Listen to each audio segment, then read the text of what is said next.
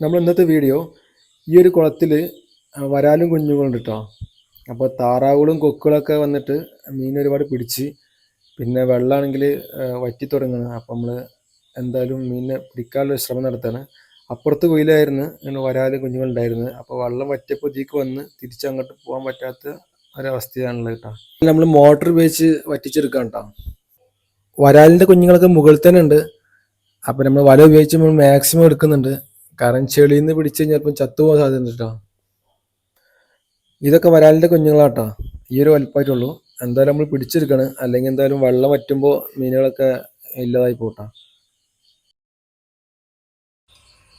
വെള്ളം ഏകദേശം ഈ ഒരു ലെവലിൽ വറ്റിയിട്ടുണ്ട്. ഇനി കുറച്ചുകൂടെ ഉണ്ട്. മിഷൻ എന്തായാലും ഓടിക്കൊണ്ടിരിക്കണം.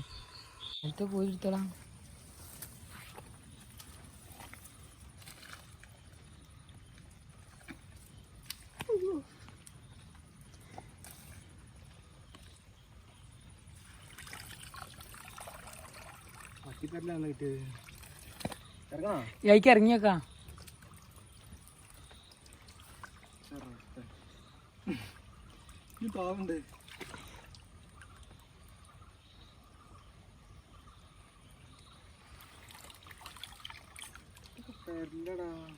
അപ്പൊ ആ കണ്ണൻകുട്ടികളൊക്കെ ഇവിടെ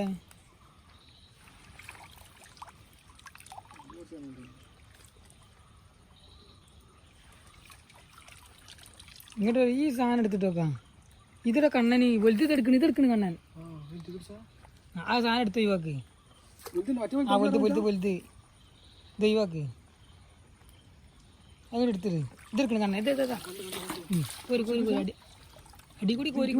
ആ ഇതന്നെ കിട്ടൂ. ആ കിട്ടി.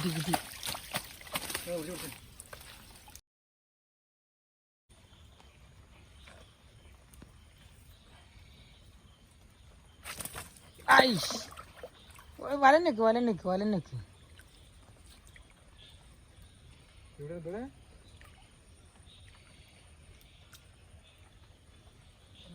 ഇനി റിസ്ക് ആണ് തരാം. ഇതിട്ട് വലട്ടിട്ട് പിടിച്ചാൽ മതി. വലക്ക് എൻ്റെ വലിക്കിട് പോയില്ലേ.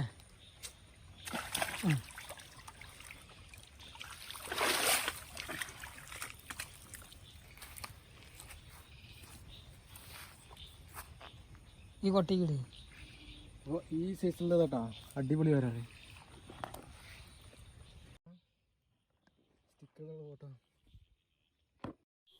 പാടത്തുനിന്ന് കിട്ടിയ വരാലിൻ്റെ കുഞ്ഞുങ്ങൾ നമ്മൾ പടുതകളത്തിലാണ് വളർത്തുന്നത്.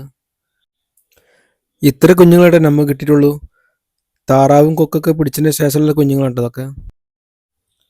അപ്പോൾ നമുക്ക് കിട്ടിയ വരാൽ ഏകദേശം ഈ ഒരു സൈസ് ഉണ്ട് കേട്ടോ. നമ്മളെ കയ്യിൻ്റെ ഏകദേശം ഈ ഒരു സൈസായിട്ടുള്ളത്. അപ്പോൾ നമ്മൾ പടുതകളത്തിലായിട്ടാണ് ഇടുന്നത്. മീൻ കുഞ്ഞുങ്ങളെ കൂടെ നമ്മൾ ആക്കി കൊടുക്കണം.